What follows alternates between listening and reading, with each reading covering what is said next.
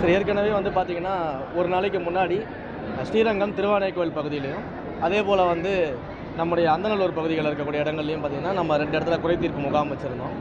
பல்லாயிரக்கணக்கான மக்கள் வந்து அங்கே கலந்துக்கிறாங்க. மிகுந்த நம்பிக்கையோடு வந்து அவங்க கலந்துகிட்டு இருந்திருக்காங்க.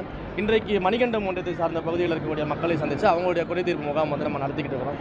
ஸோ தொடர்ந்து இந்த குறைதீர்ப்பு முகாம் நடத்த போகிறோம் அப்படின்றதான் நாங்கள் வச்சுருக்க பிளான். ஒரு பீரியாடிக் இன்டர்வலில் மக்களை சந்தித்து அவங்களுடைய குறைகளை கேட்டு அறியணும் அப்படின்னு சொல்லி. அண்ட் இங்கே இருக்கக்கூடிய மக்கள் வந்து பார்த்திங்கன்னா ஜென்ரிக்காக பொதுவாக ரொம்ப அடிப்படையான விஷயங்களை தான் தொடர்ந்து கேட்டுட்ருக்குறாங்க.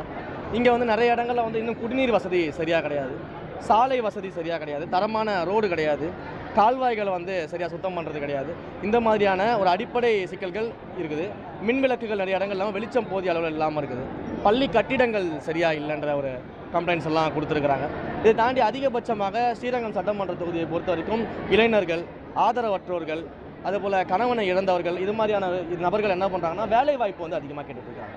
ஸோ அவங்களுக்கு வந்து அந்த வேலை வாய்ப்பு அப்படிங்கிறது அவங்க குடும்பத்தை அடுத்த கட்டத்துக்கு கொண்டு போகக்கூடிய ஒரு விஷயமா இருக்கிறதுனால ஒரு தகுந்த அவங்க படிப்பு கேட்டார் மாதிரி ஒரு நல்ல வேலை வாய்ப்பு அரசிலோ இல்லை வந்து அரசு இல்லாத தனியார் இடங்களிலோ அந்த வேலை வாய்ப்பு வந்து வேணும்னு சொல்லி நிறைய பேர் வந்து ரிக்வஸ்ட் கொடுத்துருக்காங்க. நிச்சயமாக அதற்கான வேலை வாய்ப்புகளை ஏற்பாடு பண்ணுவதற்கான அனைத்து முயற்சிகளுமே இங்கே நான் எடுக்கக்கூடிய திட்டங்கள்லாம் இருக்குது. அதற்கு பிறகு வந்து நிறைய பேர் வந்து பட்டா கேட்குறாங்க. அவங்களோட இடங்கள் பல ஆண்டு காலமாக வசித்து கொண்டிருக்கவங்க இந்த பட்டா கேட்குறாங்க.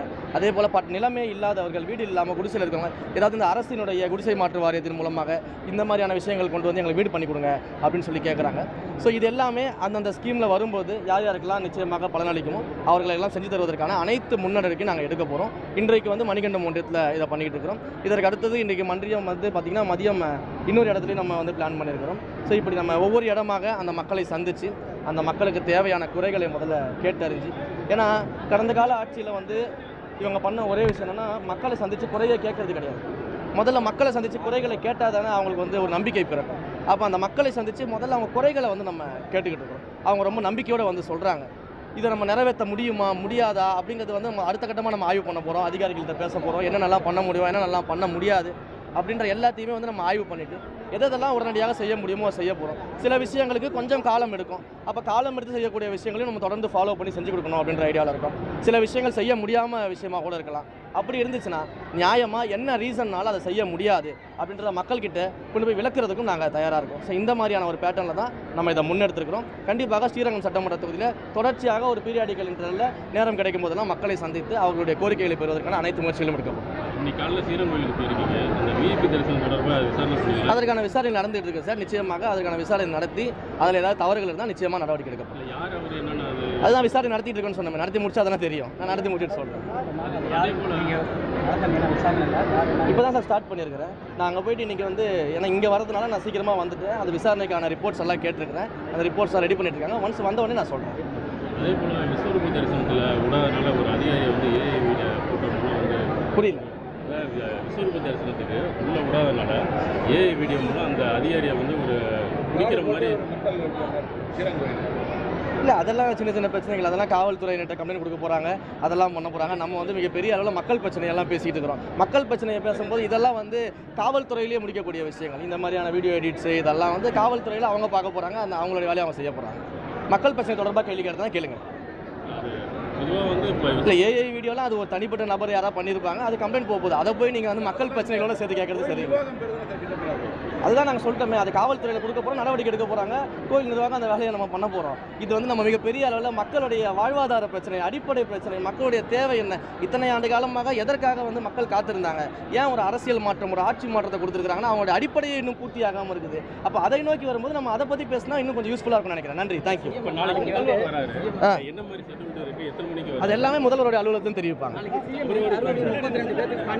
அது எல்லாமே முதலமைச்சர் அதிகாரப்பூர்வமாக அறிவிப்பாங்க. இல்லை கோயிலோட நிலமெல்லாம் பல இடங்கள் ஆக்கிரமிப்பில் இருக்குது. கோயிலோட இடமெல்லாம் பல இடங்கள் ஆக்கிரமிப்பில் இருக்குது. அதெல்லாம் வந்து மீட்கிறதுக்கு என்ன மாதிரி நடவடிக்கை எடுக்கணும்? எல்லா நடவடிக்கையும் எடுத்துகிட்டு இருக்கோம் சார். ஆட்சிக்கு வந்து 40 நாள் தான் ஆகுது. முதல்ல அனாலிசிஸ் பண்ணணும். இந்த மாதிரியான என்க்ரோச்மெண்ட்ஸ்லாம் என்னென்ன இருக்குன்னு பார்க்கணும். டிசிபி ரெண்ட் இன்னும் இதெல்லாம் வராமல் இருக்குன்னு பார்க்கணும். யார் என்க்ரோச்மெண்ட் பண்ணி வச்சிருக்காங்கன்றதை பார்க்கணும். இது எல்லாத்தையும் நம்ம ஒரு ஆய்வு எடுத்துக்கிட்டு இருக்கோம். இது எல்லாமே நீங்கள் வந்து திரைப்படத்தில் வர மாதிரி ஒரே நாளில் செய்யணும்னு நினச்சிங்கன்னா அது நடக்காத காரியம், உங்களுக்கே தெரியும்.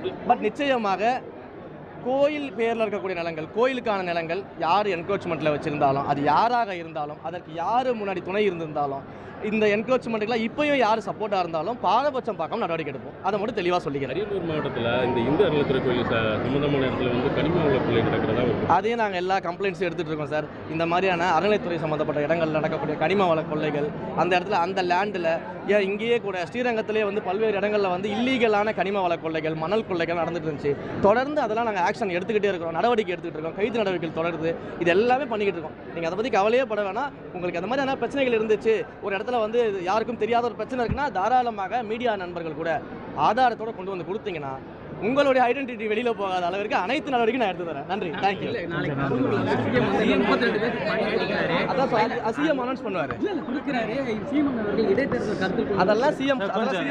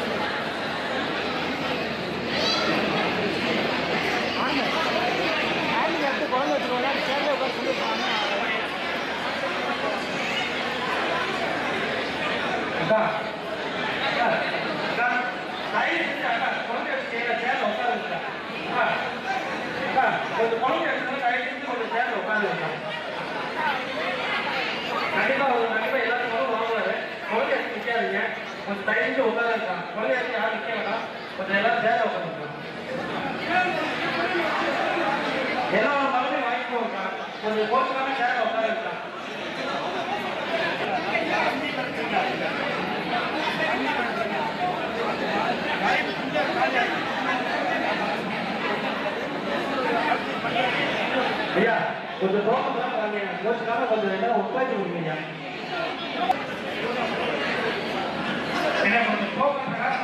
எல்லாத்துக்கும் ஈஸியாக எல்லாரும்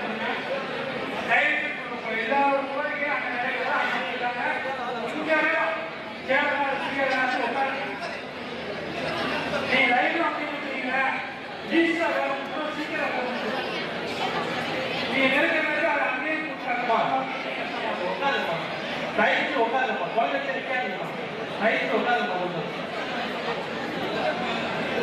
காட்டு கடையில்